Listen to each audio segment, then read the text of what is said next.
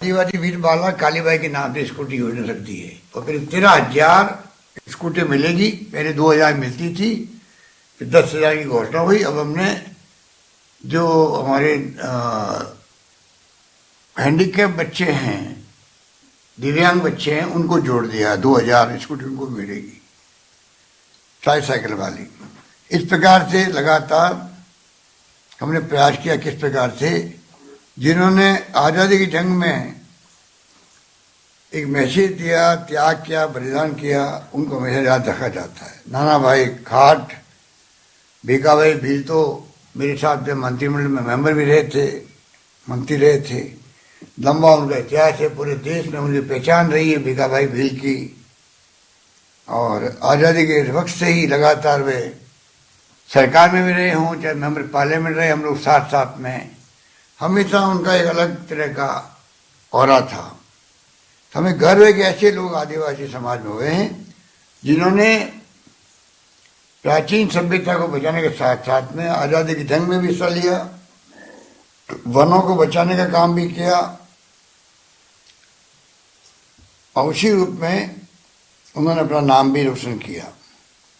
आदिवासियों में शहरी अलग है, कथोड़ी जाति का अलग है, खैरवा अलग है, चित्रे आबादी अलग है। तो हम सब जितने भी लोग जुड़े हुए हैं आदिवासी समाज से, उन सब का कर्तव्य कि हम एक दूसरे का ख्याल रखें, क्योंकि अलग अलग एरिया में आदिवासियों की समस्या अलग अलग है। वहाँ पर सरकार भी ध्यान रख रही है। शहरी आदिवासियों के लिए अलग से योजना बनाई गई है, कथोड़ी जातियों का अलग ध्यान रखा जाता है, बरेड के अंदर भी खैरवा का अलग ध्यान रखा जाता है। मैं चाहूँगा कि जो हमारे जनप्रतिनिधि हैं, जिस प्रकार अभी प्रसाद जी बोल रहे थे, जो भी सुझाव आएंगे हमारे पास में, उनको हम लोग उसी रूप में आगे बढ़ाएंगे, हल करने का प्रयास करेंगे। मुझे इस बात का एहसास है कि 20 साल पहले जब सरकार हमारी थी और मैं मुख्यमंत्री पहली बार बना था, तब हमने महाराष्ट्र पैटर्न की तरह राजस्थान में कैसे पैटर्न लागू हो ट्राइबल के लिए, वो प्रयास किया था। अब जो मांग अभी आप कर रहे थे गुजरात पैटर्न की, तो मैं चाहूँगा चाहे महाराष्ट्र पैटर्न हो चाहे गुजरात पैटर्न हो, और चाहे वो तेलंगाना पैटर्न हो, अलग अलग बातें आती रहती है। पर क्यों नहीं हम लोग एक प्रकार से कॉन्शियस डिसीजन ले रहे हैं कि कौन सा पैटर्न ठीक रहेगा जो प्रैक्टिकली लागू हो सकता है। जब महाराष्ट्र पैटर्न लागू किया हम लोगों ने, बजट में मैंने बजट किया, कैबिनेट में फैसला कर लिया, फिर बाद में लागू नहीं हो पाया। मुझे याद है कि जिस प्रकार लागू करना चाहते थे हम लोग, वो लागू नहीं हो पाया। तो हम लोग चाहेंगे कि आने वाले वक्त में, अभी भी इस बजट में हमने करीब 14.53% का प्रावधान उपयोजना में रखा है, पर एक कॉन्क्रीट फैसला हो जिससे कि आदिवासी क्षेत्रों का विकास, वहाँ के लोगों की भावनाएं वो उसमें सामने आ सके और ढंग से हम लोग काम कर सकें। जब कहीं मौका लगता है तो हम लोग खुद आगे बढ़ करके कई फैसले करते हैं। जैसे मैंने पिछली बार जो विश्वविद्यालय बनाया था, किसी मांग नहीं थी, हमने खुद ने, राजीव गांधी का जो प्रेम था आदिवासियों के प्रति, जैसे मैंने कहा कि वो प्रधानमंत्री बनते ही डूंगरपुर हो, चाहे वो गुजरात या महाराष्ट्र या आपके वो उड़ीसा के क्षेत्र हो, चाहे वो मध्य प्रदेश के हों, वो गए थे। उनका लगाव था, उनके नाम से विश्वविद्यालय का नाम रख दिया। सरकार बदल गई, वो बाद में उदयपुर से शिफ्ट कर दिया बांसवाड़ा के अंदर। मेरी इच्छा थी कि शहर के बीच में विश्वविद्यालय बना रहता, तो बाकी जो जाति हैं, वर्ग हैं, धर्म के लोग हैं, सब मिलके वहाँ रहते। तो आदिवासी जो हमारे ठेठ आदिवासी जंगलों में रहते हैं, पहाड़ों में रहते हैं, वो अपनी खुद की संस्कृति के साथ साथ में सभी जातियों की, धर्मों की, वर्गों की जो भावनाएं होती है, उपलब्धि होती है, उसे रूबरू होते और उसका फायदा मिलता। कल मैंने जब उद्घाटन किया मिनेश विश्वविद्यालय का, शिलान्यास किया कोटा के अंदर, तो वहाँ पहले भैरू सिंह काला बादल के नाम से हमने हॉस्टल बनवाया था, जमीन दी थी सरकार ने। हॉस्टल में बच्चियाँ पढ़ रही हैं। जब कल बच्चों का इंट्रोडक्शन हुआ तो एक बच्ची केरला की थी, उसके अंदर कई विदेशी बच्चे आके पढ़ते हैं वहाँ पर। मुझे अच्छा लगा कि खाली जो लक्ष्मण मीणा जी ने बनवाया हॉस्टल, और वो हॉस्टल जो है खाली एक समाज का होता तो शायद वो बच्चियाँ अपने समाज के संस्कार तक ही सीमित रहती। और अगर उस हॉस्टल के अंदर विदेशी भी पढ़ते हैं, अगर केरला तक के बच्चे आगे पढ़ते हैं, तो सारे लोग हिंदी, अन्य भाषाएं, अलग तरह का आचरण व्यवहार, सब तरह की बातें उसमें होती। उस रूप में हम लोग, मैं समझता हूँ कि इस काम को हम कर सकते थे, जिससे कि आदान प्रदान हो विचारों का, संस्कार का, संस्कृति का, परंपराओं का, सोच का। तो पर्सनैलिटी डेवलपमेंट अलग तरह की होती है बच्चों के अंदर। ये सोच के हमने उदयपुर में विश्वविद्यालय खोला था। गोविंद गुरु के नाम का वो विश्वविद्यालय वहाँ बना, शिफ्ट हो गया, कोई दिक्कत नहीं है नाम का। गोविंद गुरु भी बहुत बड़े संत हुए हैं, और जिन्होंने आदिवासियों को लेकर के किस प्रकार से संघर्ष किया अंग्रेजों के राज के अंदर, और सैकड़ों लोग मारे गए थे आदिवासी, वो देश भूल नहीं सकता। इसी प्रकार से एकलव्य मॉडल आवासीय विद्यालय जो है, इसको भी हम लोग बराबर चलाते रहते हैं और आगे बढ़ाते रहते हैं। अभी भी 19-20 के अंदर भी अम्बापुरा, बांसवाड़ा, पीपरकोट, प्रतापगढ़, सराड़ा, उदयपुर, डूंगरपुर में स्वीकृत किए गए हैं। और 3 तो अम्बापारा में तो और पीपलखूट में तो विद्यालय प्रारंभिक कर दिए गए हैं। हरदे जोशी के नाम से कैनाल और बीकाबाई की जो नया सिस्टम बनाया गया है, उसके लिए हमने अलग से धनराशि आवंटित की है 25 करोड़ रुपये की। तो मैं आपको निवेदन करना चाहूँगा कि सरकार तो अपनी तरफ से पूरा प्रयास करती है कि कैसे हम लोग आने वाले वक्त के अंदर आदिवासी क्षेत्रों का विकास तेज गति से हो, और किस प्रकार से हम लोग सब मिलकर के जो उनके वन अधिकार है, जिसको यूपीए गवर्नमेंट ने बहुत अच्छे ढंग से पहली बार बहुत लंबा संघर्ष हुआ आदिवासियों का, तो आखिर में वो संघर्ष काम आया और नया कानून पास हुआ पार्लियामेंट के अंदर। उसके बाद में पट्टे मिलने लगे हैं। अभी भी अड़चनें आती है, कई बार असेंबली के अंदर भी डिस्कशन होता है। हम लोगों ने घोषणा करी वापस दिखवाएंगे, अब 3 महीने का अभियान वापस शुरू कर रहे हैं। और साथ में जो इसके लिए अलग से जो IT बेस ऐप शुरू किया है, मैं उम्मीद करता हूँ उसके माध्यम से ज़्यादा अच्छे तरीके से अप्लाई कर सकेंगे और अपनी समस्या का निदान।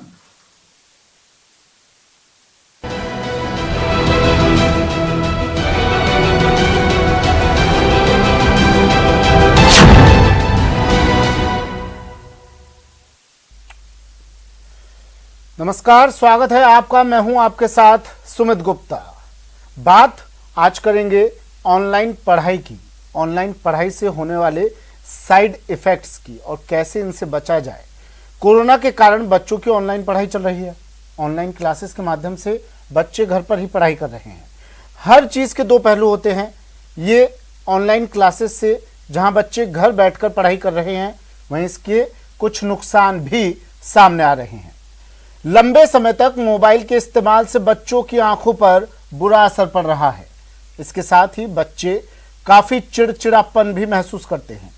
बच्चों को सिरदर्द और तनाव की भी शिकायतें मिल रही हैं। ऑनलाइन क्लासेस के कारण बच्चों की फिजिकली एक्टिविटी नहीं हो पा रही। अकेले में पढ़ाई कर रहे हैं बच्चे, जिससे उनकी मानसिक सेहत भी प्रभावित हो रही है।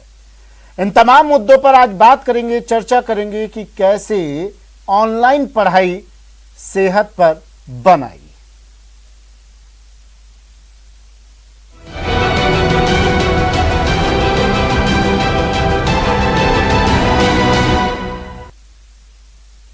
के कारण ऑनलाइन पढ़ाई,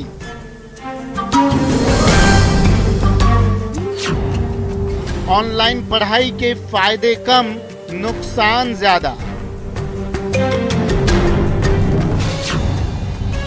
मोबाइल से पढ़ाई बच्चों की मुश्किल।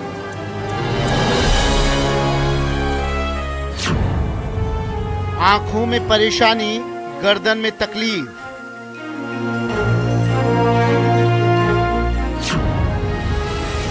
तनाव की शिकायतें आम।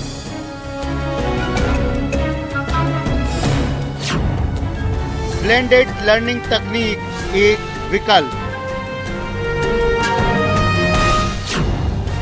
ऑनलाइन पढ़ाई सेहत पर बनाई।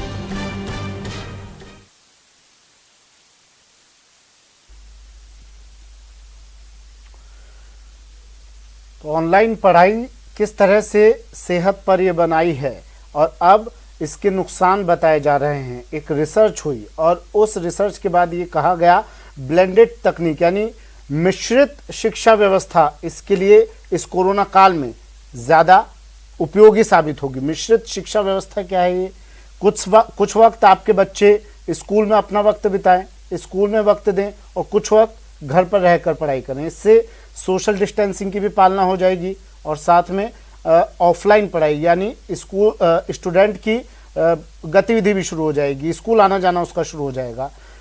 हमारे साथ हमारे मेहमान जुड़ गए हैं, विशेषज्ञ जुड़ गए हैं। स्वागत कर लेते हैं और फिर बात करेंगे कितनी नुकसानदायक है ऑनलाइन पढ़ाई और कितनी ज़रूरी है ऑनलाइन पढ़ाई। डॉक्टर अनुराग शर्मा बाल रोग विशेषज्ञ हैं, हमारे साथ जुड़ गए हैं। डॉक्टर अनुराग, स्वागत है सर आपका न्यूज़ 18 राजस्थान पर। शुचि मिश्रा जी हमारे साथ जुड़ गई हैं, छात्रा हैं। मीनाक्षी माथुर स्कूल संचालक हैं। डॉक्टर सुधीर शर्मा अभिभावक है। आप सभी का स्वागत है हमारे साथ जुड़ने पर। सबसे पहले मीनाक्षी माथुर मैम, मैं आपके पास आ रहा हूँ। ऑनलाइन क्लासेस पिछले 1.5 साल से हम देख रहे हैं मीनाक्षी मैम, घर से बच्चे पढ़ाई कर रहे हैं, स्कूल बिल्कुल खाली पड़े हैं। कितना असर बच्चों पर आप मानती हैं इस ऑनलाइन क्लासेस का? कितना फायदा, कितना नुकसान?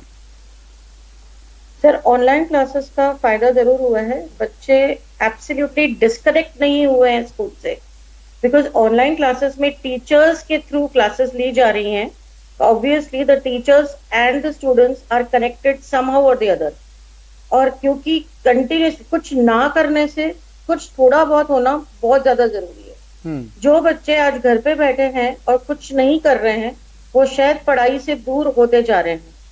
पर ऑन द कॉन्ट्ररी, जहां ऑनलाइन क्लासेस चल रही हैं इस वक्त, वहां टीचर्स और स्टूडेंट्स जुड़े हुए हैं और पढ़ाई से जुड़े हुए हैं। मोस्ट इम्पोर्टेंट, वो थोड़ी बहुत जो पढ़ाई कर रहे हैं वो 100% उनके लिए इफेक्टिव साबित हो रही है। क्या मैम ये ऑनलाइन क्लासेस रेगुलर क्लासेस का विकल्प बन सकती हैं? लगता है आपको ऐसा? रेगुलर क्लासेस मैं नहीं कहूंगी कि विकल्प बन सकता है, क्योंकि ऑब्वियसली बच्चों को स्कूल आना जरूरी है, because socialising is also very important. बच्चों को फ्रेंड्स चाहिए, बच्चों को गेम्स चाहिए और रूटीन गेम्स, इंडोर गेम्स नहीं, उनको घर स्कूल से जो एक ऑर्गेनाइज्ड गेम्स होते हैं वो बहुत जरूरी होते हैं। ठीक है मैम, मैं फिर से लौटता हूं। It helps in their health. Yes, बिल्कुल। शची हमारे साथ जुड़ी हुई हैं, शची मिश्रा स्टूडेंट हैं। शची, स्वागत है आपका। और ये बताइए आप कर क्या रही हैं आजकल, किस तरह से पढ़ाई कर रही हैं आप? स्कूल तो बंद है, ऑनलाइन पढ़ाई ठीक से हो रही है आपकी? सर, ऑनलाइन स्टडीज चल रही हैं। हम पूरी तरह से अपने टीचर्स के साथ में ऑनलाइन कनेक्टेड। कौन सी क्लास में है शची आप? देखा जाए तो ऑनलाइन क्लासेस एक हद तक ठीक है, बट हम इस सर मैं 10th स्टैंडर्ड में। आपका स्केड्यूल क्या रहता है शची? किस तरह से आप पढ़ाई करती हैं? मेरी तरफ सर शेड्यूल कुछ इस तरह रहता है। मैं सुबह 9 o'clock ऑनलाइन क्लासेस के लिए रेडी होती हूँ। उसके बाद में मेरी विदाउट एनी ब्रेक 4 क्लासेस चलती है after that and lunch. After 40 minutes of lunch there is also their classes and I get rid of from the online classes at 2:40 PM। School को मिस नहीं करती हैं आप? उसके बाद में जो हमारा homework schedules, note schedules and other self. Yes sir, school को मिस नहीं करती हैं आप?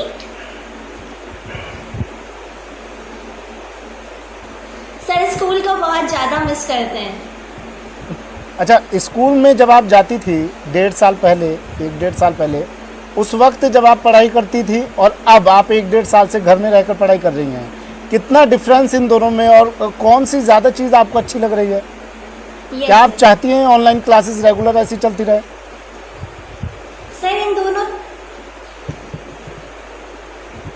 चीजों में बहुत ज्यादा डिफरेंसेस हैं। ऑफलाइन क्लासेस ऑनलाइन क्लासेस से बहुत ज्यादा बेटर थी, बट एक वही बात जो मैम ने अभी कही, मैं उसे रिपीट करना चाहूंगी, कुछ ना होने से कुछ हो वो अच्छा है। हालांकि ये हमारी हेल्थ को बहुत ज्यादा अफेक्ट कर रहा है, हमारी आइज प्रॉब्लम, फटीगनेस बहुत ज्यादा हो जाती है, बट यही है एक बात कि कुछ ना हो उससे कुछ हो वो बहुत बेटर है। ठीक है, मैं फिर से लौटता हूँ शची आपके पास। डॉक्टर अनुराग, मैं यही सुनना चाह रहा था और इस सवाल के साथ ही मैं आपके पास आना चाह रहा था जो शची ने कहा कि काफ़ी इफेक्ट पड़ रहा है आइज़ पर, मतलब उन्हें मेंटली भी प्रेशर पड़ता है, सिर दर्द है, एंजाइटी हो रही है। किस तरह के पेशेंट, क्या इन दिनों आपके पास कुछ अलग पेशेंट आने शुरू हुए? बच्चों की संख्या बढ़ी होगी आपके पास, इस तरह की प्रॉब्लम्स लेकर आ रहे होंगे बच्चे। माफ कीजिए, मेरे को प्रश्न ढंग से सुनाई नहीं दिया आपका। डॉक्टर अनुराग, सवाल मेरा ये था मेरी कि आवाज आ रही है आपको? हाँ बिल्कुल, आप सुन पा रहे हैं डॉक्टर अनुराग मुझे? हाँ, आप थोड़ा सुन पा रहा हूँ मैं। यस सर, देखिए घर पर रहकर बच्चे पढ़ाई कर रहे हैं, ऑनलाइन स्टडी कर रहे हैं, तो किस तरह की समस्याएं लेकर वो आजकल आपके पास आ रहे होंगे बच्चे? सिर दर्द, एंजाइटी, कुछ इस तरह की प्रॉब्लम्स आ रही होंगी आपके पास? हाँ, वो शारीरिक समस्याएं तो डेफिनेटली ये इतना लंबे अरसे से, क्योंकि ऑनलाइन क्लासेस चल रही हैं, हाँ। तो वो उत्पन्न होना लाजमी था। और इरिटेंट कंजक्टिवाइटिस, आंखों में खुजली, आंखों का लालपन, दर्द आंखों में, सर दर्द, ये अमूमन पेरेंट्स बच्चों को इस तरह की शिकायतों के साथ लेकर आ रहे हैं। दूसरा, गर्दन में दर्द, क्योंकि एक लगातार एक कंटिन्यूस कोई पोस्चर बनाना और उसको विजुअलाइज करने के लिए उसमें देखना, झांकना, तो वो भी कभी सिटिंग पोस्चर, कभी, और मॉनिटरिंग भी इतनी रेगुलरली मुश्किल होती है। बच्चा लेट के देख रहा है, बच्चा बैठ के देख रहा है, तो वो माँ बाप के लिए भी एक प्रेजेंस जरूरी होती है कि एक मॉनिटरिंग, लगातार एक पेरेंट की अटेंडेंस वहाँ पे जरूरी है। जो टीचर्स बखूबी निभाती हैं स्कूल में, वो रोल माँ बाप के लिए घर पे निभाना उतना आसान नहीं है। हाँ। ये दोनों पहिए आवश्यक हैं, स्कूल और घर। तो बच्चा अगर स्कूल नहीं जा पा रहा और उसको ऑनलाइन क्लासेस हैं, तो शारीरिक जो समस्या है और उसका जो मानसिक, जो साइको सोशल डेवलपमेंट है, उसका जो पीयर ग्रुप से इंटरेक्शन नहीं है, वो अपने बच्चों के साथ, जो साथ के बच्चे उनके साथ खेल नहीं पा रहा, उसकी आउटडोर एक्टिविटीज बहुत कम है, और इन सब की वजह से एक कॉन्ग्लोमरेशन ऑफ सिम्टम्स और ये सब लेके बच्चों का और बच्चों की कंसंट्रेशन पे भी असर पड़ा है। क्योंकि, और तीसरा कि बच्चे जब ऑनलाइन क्लासेस कर रहे हैं और मॉनिटरिंग मान लीजिए नहीं कर पा रहे पेरेंट, तो वो कब स्विच ऑफ कर जाएंगे और कब स्विच ऑन कर जाएंगे वीडियो गेम्स की तरफ या और साइट्स की तरफ, ये देखना भी बहुत मुश्किल है। तो इस तरह से सर क्या आप देख रहे हैं इस दौरान, पूछ रहा हूँ क्योंकि ऑनलाइन क्लासेस के दौरान कई बार ऐसा होता है, कई बार नहीं मैं कहूँ ज्यादातर ऐसा होता है, कनेक्टिविटी नहीं होती है, बच्चा क्लास अटेंड नहीं कर पाया तो चिड़चिड़ा हो जाता है, एंजाइटी आ जाती है उसके अंदर। तो इस तरह के इफेक्ट्स भी इस ऑनलाइन क्लासेस के दौर में ज्यादा बढ़ रहे हैं, लगता है आपको ऐसा? हाँ जी, बिल्कुल बढ़ रहे हैं। और अमूमन हम रोज इस तरह के बच्चे और पेरेंट्स हमारे पास आ रहे हैं जिनमें इस एंजाइटी का और उसके जो स्वभाव पे, उसकी भूख भी कम हो रही है, एक्टिविटी कम है, और जितना स्क्रीन टाइम दे रहे हैं वो बढ़ता जा रहा है। तो ये मानसिक उस पे असर तो है ही, इसमें कोई दो राय है ही नहीं। और उसमें काउंसलिंग ही हमारा जो एक वो रहता है, क्योंकि इसमें मेडिसिन का बहुत कोई रोल नहीं है। तो इसमें हम पेरेंट्स को समझाते हैं कि आप बच्चे को अतिरिक्त जो समय जब भी उसको मिल रहा है उसमें उसको मनोरंजन भरपूर दें, खेलकूद में उसको बढ़ावा दें, उसके अपने जो भी पीयर ग्रुप से जो इंटरेक्शन थोड़ा बहुत हो पाए अपने साथी बच्चों के साथ वो करवाएं। टीचर से भी बातचीत करें कि वो उसको लाइवली बनाएं, ऑनलाइन क्लासेस को जितनी अपने से प्रयत्न कर सकती हैं, एक्टिविटी बेस्ड लर्निंग करें। और अभी जो नया कंसेप्ट आया है ब्लेंडेड लर्निंग, काफी टाइम से एग्जिस्ट भी कर रहा है, इसमें ऐसा भी कर सकते हैं कि कुछ सब्जेक्ट जो बहुत महत्वपूर्ण है उनकी क्लासेस ऑफलाइन स्कूल बुला के ले ली जाए, और कुछ सब्जेक्ट्स हैं उनको ऑनलाइन ही कंटिन्यू कर लें। ऐसा भी कर सकते हैं कि A to K अल्फाबेट्स तक बच्चों को एक दिन बुलाएं और K to Z अल्फाबेट के बच्चों को नेक्स्ट डे बुलाएं। ऑल्टरनेट डे आप बुला सकते हैं। कुछ ना कुछ ऐसा जल्दी से शीघ्र आवश्यक है इस बात के लिए कि जो भी आने वाली जो पैंडेमिक का जो ये सिलसिला चल रहा है और थर्ड वेव आएगी नहीं आएगी जो भी है, उसके पहले ही कुछ ऐसा हो कि बच्चों को शीघ्र ही स्कूल तक लाया जा सके। ये प्रयत्न स्कूल का, सरकार का, टीचर्स का, सबका, डॉक्टर्स का इसमें सहयोग चाहिए। मीनाक्षी मैम, ब्लेंडेड लर्निंग की बात कर रहे हैं डॉक्टर साहब, आप इन फ्यूचर इसे क्या एक ऑप्शन मान सकती हैं? ब्लेंडेड लर्निंग कितना कारगर आने वाले बिल्कुल वक्त में? Sir, I completely agree with doctor साहब because blended learning is a very good option, yes. But मैं उससे पहले ये भी चाहूंगी कि गवर्नमेंट ये गाइडलाइंस अपन को क्लियरली डायरेक्ट करे, and it is a very good option, no doubt. Shachi, एक चीज बताइए मुझे, आप जब ऑनलाइन क्लासेस लेती हैं आप, तो जिस तरह से आप स्कूल में जाकर स्टडी करती थी, क्या उसी तरह से आपकी टीचर्स आपसे इंटरेक्ट हो पाती हैं, उसी तरह से आप स्टडी कर पाती हैं घर पर रहकर भी? No, sir, it's absolutely not correct. Our teachers are not just interact with us just like on offline classes. हम उतने ही कनेक्ट हो पाते हैं, बस हम उनकी इमोशंस को रीड नहीं कर सकते, ना उनका वीडियो ऑन रहता है ना हमारा वीडियो ऑन रहता है। इसके अलावा हमारी जो ऑनलाइन क्लासेस रहती हैं, इसके अंदर no gap between two classes, they are all in continuity. इनमें बिल्कुल भी अल्टरनेटिव नहीं होती है, कंटिन्यूअस रहते हैं ये हमारे। बिल्कुल मीनाक्षी मैम, सवाल ये भी है कि क्या स्कूल तैयार थे क्या ऑनलाइन क्लासेस के लिए? एक दो स्कूलों को छोड़ दें, अगर हम जो हाई लेवल के स्कूल्स हैं उनकी बात छोड़ देते हैं, ठीक है, लेकिन आप गांव की स्थिति देखिए, वहाँ पर जो स्कूल्स हैं और भी छोटे छोटे स्कूल शहरों की अगर बात कर लें, क्या ये लोग तैयार हैं? क्योंकि मैं देखता हूँ खुद स्कूल ऑनलाइन क्लासेस में बच्चा कनेक्ट होता है, मैडम आती है, होमवर्क देती है, या फिर व्हाट्सएप पर ही उसको फोटो स्टेट भेज दी, कॉपी भेज दी और उसका काम हो गया। क्या यही ऑनलाइन क्लासेस होती हैं? नहीं सर, ऑनलाइन क्लासेस ये नहीं होती हैं। ऑनलाइन ऑफ कोर्स आपकी बात ये भी सही है कि गांव के बिल्कुल जो छोटे छोटे स्कूल्स हैं वो अभी ऑनलाइन क्लासेस के लिए तैयार नहीं है, we agree to that. But हाँ, जो शहर के स्कूल्स हैं वो ऑफ कोर्स इन ऑनलाइन क्लासेस में आने में टीचर्स को भी काफी समय लगा। ऐसे स्कूल हमें भी उनको ट्रेनिंग देनी पड़ती है और अपस्किलिंग चलती रहती है, एवरी क्वार्टर हमें टीचर्स को ट्रेन करना पड़ता है। नहीं, देखिए मैम, एक स्टडी ये कहती है कि देश में 14 साल से कम उम्र के बच्चों की आबादी 36 करोड़ है और 27% छात्रों के पास स्मार्टफोन नहीं है, लैपटॉप नहीं है, वो तो पेड़ के नीचे पढ़ने के लिए आज भी मजबूर हैं, बिजली तक नहीं आती है उनके घरों में। 28% छात्र ऐसे हैं जो बिजली जाने से परेशान हैं। अब ऐसे वक्त पर जिनके पास लैपटॉप नहीं, मोबाइल नहीं, बिजली जाने से वो लोग परेशान, हम किस मुंह से कहें कि आओ और ऑनलाइन क्लास से जुड़ो, आओ डिजिटल इंडिया में अपना योगदान दो? कैसे संभव होगा मैम?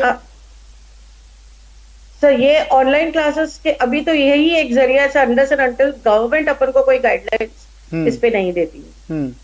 आप शहरों की बात कर लीजिए, शहरों में इंटरनेट कनेक्टिविटी नहीं आती है, मतलब किसी को तो रेस्पॉन्सिबिलिटी लेनी होगी ना इसके लिए, आप कुछ और नहीं कर सकते, ठीक है, कम से कम इंटरनेट कनेक्टिविटी तो आप सुधार सकते हैं।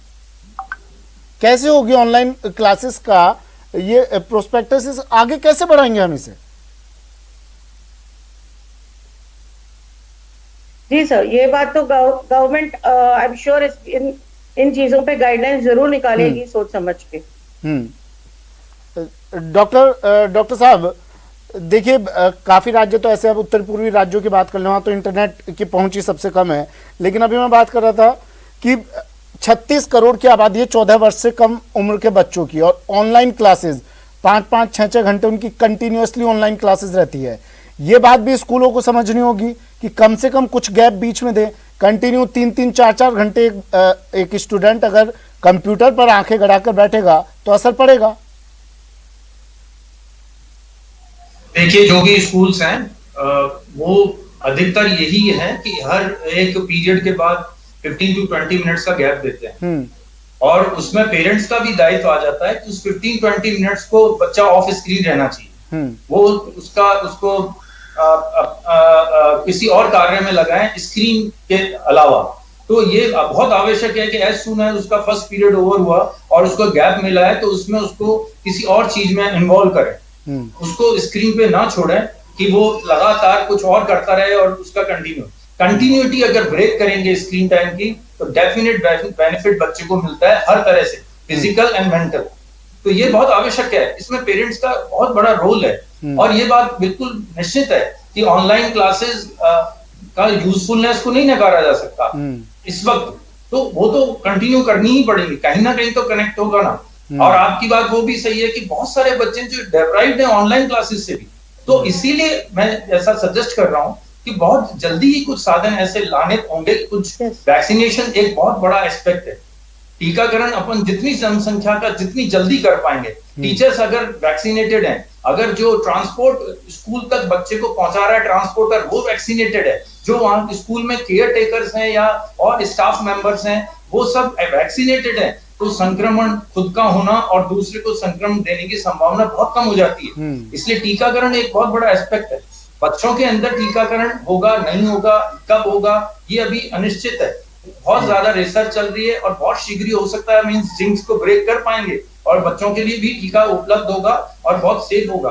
पर उस अवस्था तक बहुत आवश्यक है कि इसको जल्दी से जल्दी इस चीज को, इस कोकून को तोड़ा जाए और बच्चों को स्कूल तक पहुंचाया जाए और वो गाइडलाइंस बहुत अच्छे से तैयार की जाए, प्रोटोकॉल, कोविड प्रोटोकॉल को अच्छे से फॉलो किया जाए और निश्चित रूप से ये किया जा सकता है। मीनाक्षी मैम, क्या आपको लगता है कि ऑनलाइन क्लासेस अमीर और गरीब के बीच एक खाई बना रही है, डिजिटल खाई अगर कहें तो? क्योंकि कुछ लोगों के पास तो स्मार्टफोन तो छोड़ दीजिए, उनके पास तो 2 वक्त की रोटी के भी पैसे नहीं होते हैं, स्मार्टफोन कहाँ से खरीद के लाएंगे वो, और फिर ऑनलाइन क्लासेस के लिए स्मार्टफोन की जरूरत है। आपको नहीं लगता कि ये और खाई को और बढ़ा रहा है ये चीज? आपने केसेस भी सुने होंगे पिछले दिनों, मोबाइल नहीं मिलने पर एक स्टूडेंट ने सुसाइड कर ली थी। जी बिल्कुल, आई एग्री सर। इस ऑनलाइन क्लासेस की वजह से देयर इज अ डिफरेंस, बहुत ज्यादा डिफरेंस आ गया है।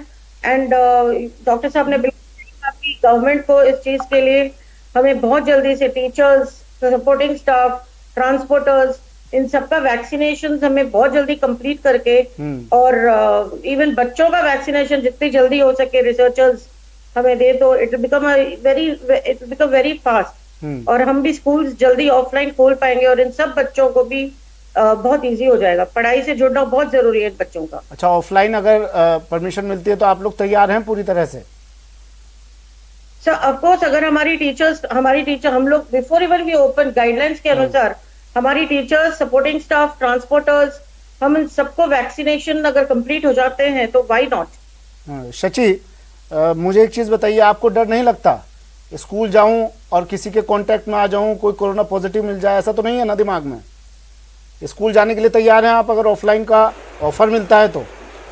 सर दिमाग का, offline classes are much better than online classes. Sir इसमें एक ये हो सकता है कि अगर सबका वैक्सीनेशन हो जाए तो हम बिना कोई टेंशन के, बिना कोई वरीनेस के हम आराम से स्कूल जा सकते हैं। ट्रांसपोर्टर्स, स्कूल्स में, बसेस में जो हमारे ट्रांसपोर्ट्स होते हैं, सब जगह कोविड प्रोटोकॉल्स की गाइडलाइंस होना चाहिए फॉलो, नहीं तो हमारे को प्रॉब्लम्स रहेंगी इसके अंदर। ठीक है, शुक्रिया आप तीनों का हमारे साथ जुड़ने के लिए। डॉक्टर अनुराग शर्मा, शची, शुक्रिया हमारे साथ जुड़ने के लिए। मीनाक्षी माथुर मैम, शुक्रिया अपना वक्त देने के लिए, हमारे साथ जुड़ने के लिए। तो ऑनलाइन पढ़ाई सेहत पर तो बनाई, लेकिन कब तक जारी रहेगी यही पढ़ाई? ऑफलाइन भी जरूरी है भाई। फिलहाल इतना ही, दीजिए इजाजत, नमस्कार।